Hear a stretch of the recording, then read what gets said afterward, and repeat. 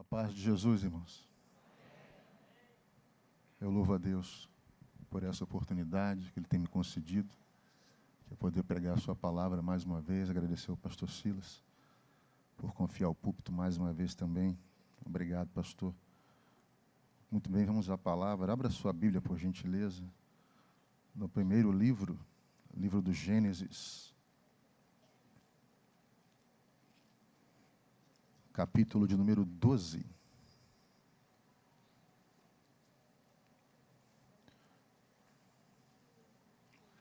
Gênesis, capítulo 12,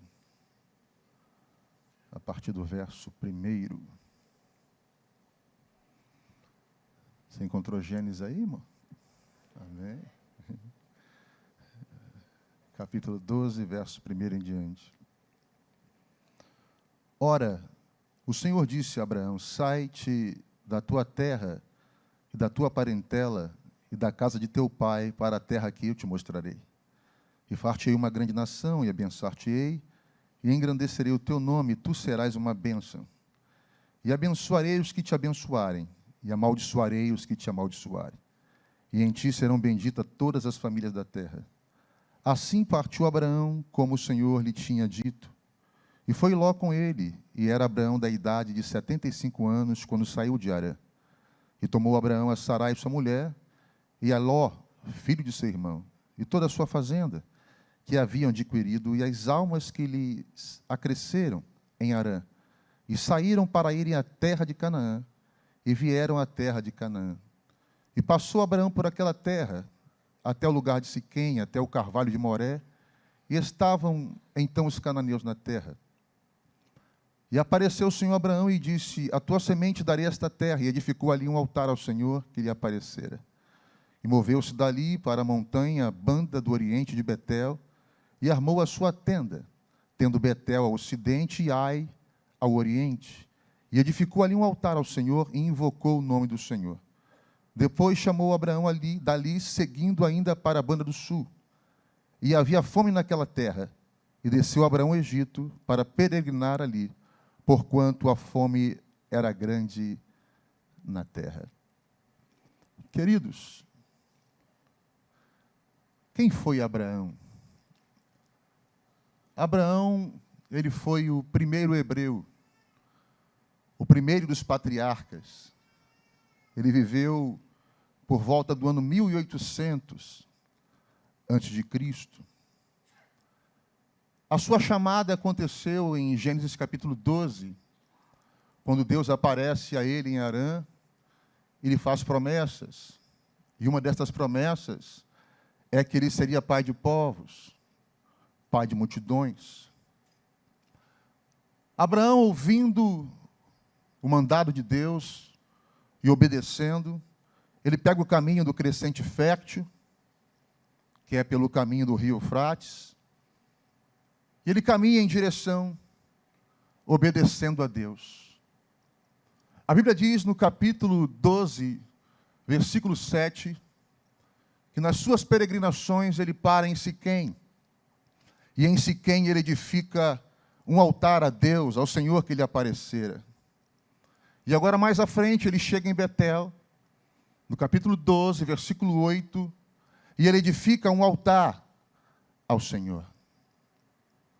Agora, no capítulo 12, versículo 10, o texto diz que há um período de grande fome em Betel, em Canaã, aonde Abraão estava. Isso aqui me chama muita atenção, porque não há registro na história bíblica de que Abraão tenha passado escassez ou necessidade em Ur dos Caldeus. Não há registro de que Abraão tenha passado escassez, ou fome, ou privações em Harã. Mas ele vem passar privações, escassez, necessidade na terra de Deus. Ele vai passar escassez e privações no lugar que Deus mandou que ele fosse. Isso é muito interessante. Eu aprendo, uma primeira lição com este texto é que estarmos sob, ou seja, debaixo das ordens de Deus, isso não significa ausência de luta. Ele vai passar tribulação, luta e escassez no lugar que Deus colocou ele. Estarmos sob as ordens de Jesus não significa ausência de problema. Em Mateus capítulo 14, a partir do versículo 22, quem dá ordem aos discípulos para que eles entrem no barco? Jesus. Mas mesmo assim se levanta uma grande tempestade? Sim. Porque estarmos sob as ordens de Jesus não significa ausência de luta ou ausência de problemas. Deus nunca prometeu que seria fácil, mas Ele disse que valeria a pena. Eu aprendo com Abraão que a fé não torna as coisas mais fáceis. A fé torna as coisas possíveis. E aqui nós vemos os paradoxos do reino, gente. Por que os paradoxos do reino, pastor? Pelos motivos já que eu te expliquei. Enquanto ele estava em Ur, em Harã, ele não passa escassez. Agora Deus chama ele e diz, vai para a terra que eu vou te mostrar. Ele chega lá em Betel. E Betel significa a casa de Deus, gente. Ele edifica um altar ao Senhor em Betel. E lá em Betel, casa de Deus, ele passa escassez. Lá no altar, servindo ao Senhor, vem um período de grande fome sobre a vida de Abraão. É como se Deus estivesse dizendo a Abraão, Abraão, bem-vindo ao meu mundo. Bem-vindo à escola de Jeová. Eu vou treinar você, Abraão. Eu vou preparar você para a grande obra que eu tenho para a sua vida. Porque os paradoxos do reino é uma coisa interessante. Vocês lembram de José? José estava preso. E qual o sonho de qualquer preso? Se tornar livre. E aí José disse para um camarada, olha, daqui a 3 dias, você vai sair dessa prisão. Passaram-se 3 dias, o copeiro saiu da prisão. Mas José continuou preso. É os paradoxos do reino. Você ora para que pessoas tenham coisas que você deseja e você não tem. E pela sua oração, pela sua intercessão, essas pessoas passam a ter. É os paradoxos do reino. Eu me lembro que quando a minha esposa estava internada com câncer, CTI, foram 15 centímetros do intestino que ela tirou. Uma cirurgia que durou 6 horas. Nós não sabíamos o que ia acontecer. E eu chegava no hospital, ficava com ela, saía do hospital, ia para a igreja. E alguém me dizia assim, pastor, ora por mim, porque eu estou com câncer. Ora pela minha vida, porque eu estou doente. E eu ungia e eu orava, e a Deus seja a glória, tem pessoas que estão lá vivas até hoje. Mas a minha esposa, no hospital doente. São os paradoxos do reino que nós não podemos entender. Nem sempre você vai ter as respostas que você busca. Jó fez 16 perguntas para Deus. 34 queixas. E não teve resposta alguma. Jó não teve as respostas que ele fez a Deus. Mas ele viu Deus. E isso bastou. Talvez você não tenha as respostas que você esteja buscando. Mas você vai ver Deus em tudo isso que você está vivendo. É a escola da fé. E é neste momento, irmãos, que nós somos tentados a tomarmos as decisões erradas. Quando somos pressionados pelos problemas da vida, quando passamos por adversidades, lutas. Abraão estava em Betel, casa de Deus. Estava no altar. Mas veio um período de grande fome sobre a terra. Abraão enfrentou crise no altar. Pastor, eu sou crente, eu sou fiel. Eu sou dizimista, Senhor. Pastor, por que isto na minha vida? Por que isto com a minha família? Por que isto logo comigo? Jesus disse em João 13:7, o que eu faço hoje vocês não podem entender, mas entenderá depois. Deus tem uma razão para essa dor. Ele tem um propósito para a sua luta, mas Ele também tem uma recompensa para a sua fidelidade.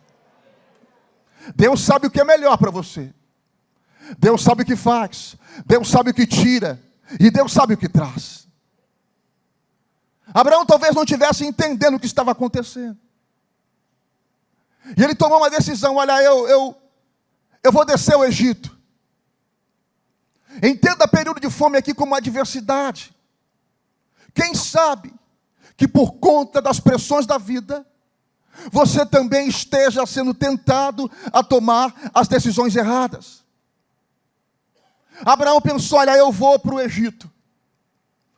Lá tem a solução para o meu problema. Lá tudo vai se resolver. Mas quando Abraão desce ao Egito, pensem comigo, ele sai de perto do altar, sim ou não? Ele sai de Betel, sim ou não? Agora ele sai de Betel, que é a casa de Deus, em direção ao Egito. Agora ele sai do altar, em direção ao Egito.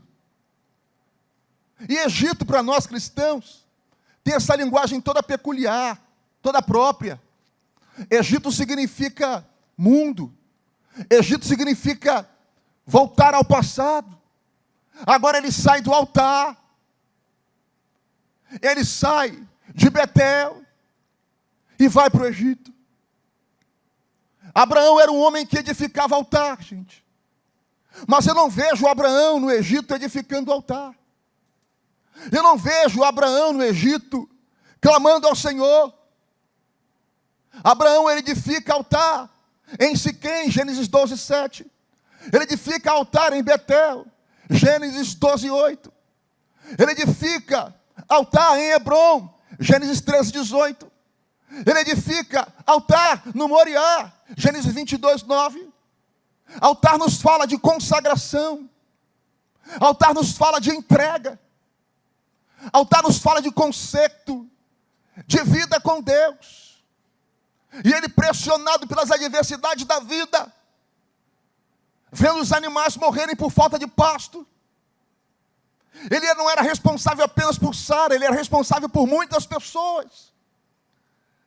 E ele pensou: olha, eu vou tomar uma decisão, eu vou para o Egito.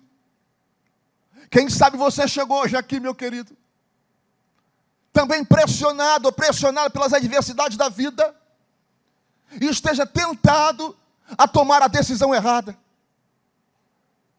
Talvez essa decisão sua possa acarretar consequências irreversíveis para a sua vida.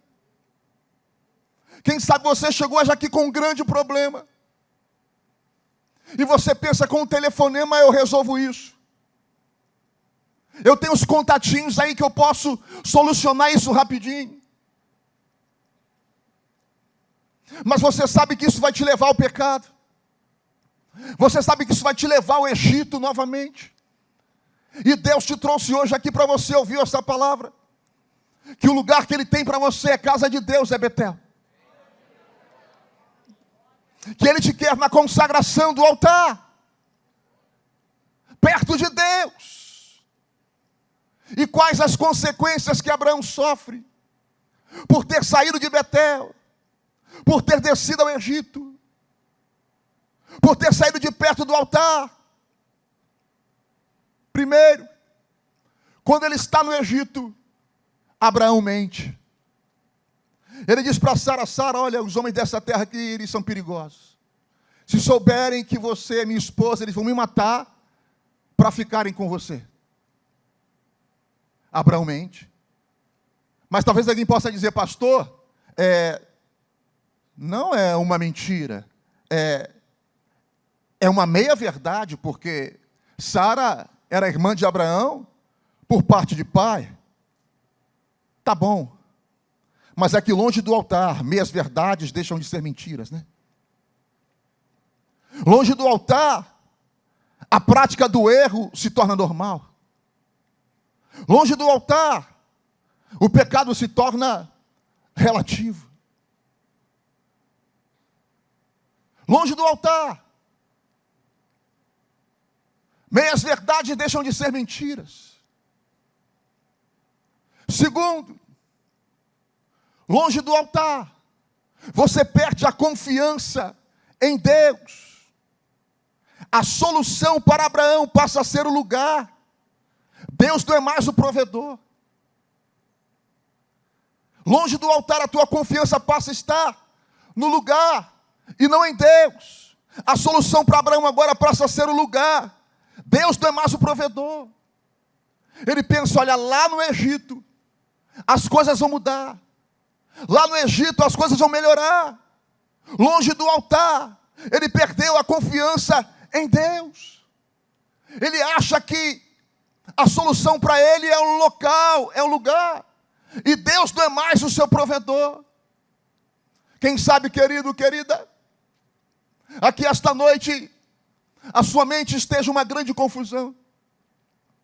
Quem sabe você está pensando em tomar essas decisões e pensando, olha, quer saber de uma coisa, eu vou para outro país, eu vou para a América, eu vou para a Polônia, eu vou para Portugal, eu vou para não sei aonde, achando que a solução está no lugar. Deixa eu dizer uma coisa para você, a bênção de Deus está sobre a sua vida, e não no lugar. Você vai prosperar onde Deus te plantou. Com a bênção de Deus vai dar certo. Eu não sei se é carroça de pipoca, se é churros que você vende, eu não sei o que você faz, qual é a sua profissão, mas eu quero dizer uma coisa para você: ore a Deus, peça direção a Deus, não deixe ser enganado por falsas propostas, ouça a voz de Deus, peça direção a Deus. Deus vai fazer com que você prospere, Deus vai te abençoar, eu declaro isso no nome de Jesus. Vai chegar a melhor oferta, vai chegar os melhores materiais, vão chegar os melhores clientes. Não fique pressionado pelas decisões que você tem que tomar. Ore e busque a Deus, porque a solução não está no lugar, a solução está no provedor, e o provedor continua sendo Deus. Longe do altar, Abraão perde a honra. Longe do altar você perde a honra. Como assim, pastor? Foi lá no Egito que os príncipes de Faraó disseram para Faraó: olha, chegou um camarada aí, lá da Mesopotâmia, a mulher dele é muito bonita. E o texto diz que Faraó a tomou como mulher. Agora, Abraão, ele perde a honra. Sara foi entregue a outro homem. Sara vai parar no harém de Faraó. Quando ele sai de perto do altar e vai para o Egito, agora ele perde a honra. A mulher dele é entregue a outro homem. Longe do altar você perde a autoridade sobre a sua família. Longe do altar, Faraó passa a ter legalidade dentro da sua casa. O versículo 15 diz que Sara foi tomada. Longe do altar, Faraó passa a ter legalidade dentro da tua família. E eu, mais uma vez, vou bater nessa tecla, nessa tipologia. Você sabe que o mundo é o Egito é o mundo, e Faraó simboliza Satanás. Longe do altar, Satanás passa a ter legalidade dentro da sua casa. Longe do altar, Satanás passa a ter legalidade na sua família. Há poder no nome de Jesus. Há poder no sangue de Jesus. Que haja um altar de Deus na sua casa. Que haja um altar de Deus na sua família.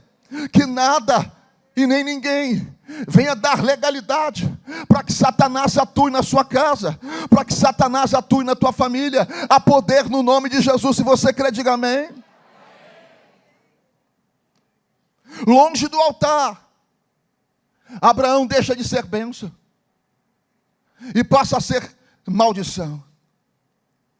Você sabia que Deus quase destruiu o Egito por causa de Abraão? O versículo 17 A Bíblia diz que Deus manda pragas sobre Faraó. Praga no Egito. Por causa de Abraão. Abraão foi chamado para ser bênção. Agora, longe do altar, Abraão passa a ser maldição. Longe do altar, Abraão, ele toma uma reprimenda de Faraó. Escute isso, irmão, porque isso é interessante. Ele deixa de ser bênção e passa a ser maldição para a vida de outra pessoa. Agora o próprio Faraó dá uma reprimenda em Abraão. Ele diz para Abraão: por que você mentiu para mim, cara? Por que você não falou a verdade? Por que você fez isso comigo? Além dele deixar de ser bênção e passar a ser maldição, ele agora está tomando uma reprimenda de um homem ímpio e pagão. É triste isso, né? Porque longe do altar nós deixamos de ser bênção para a vida das pessoas e passamos a ser maldição para elas. Você já passou por essa experiência? Alguém que você viu no seu trabalho, na sua vizinhança, que se diz cristão, e você vendo o ímpio chamar a atenção dele? Ouviu uma reprimenda? Tudo isso acontece quando Abraão está longe do altar e quando Abraão está no Egito. Agora, se tudo está dando errado, quando Abraão está longe do altar, tudo começa a dar certo quando Abraão se aproxima do altar.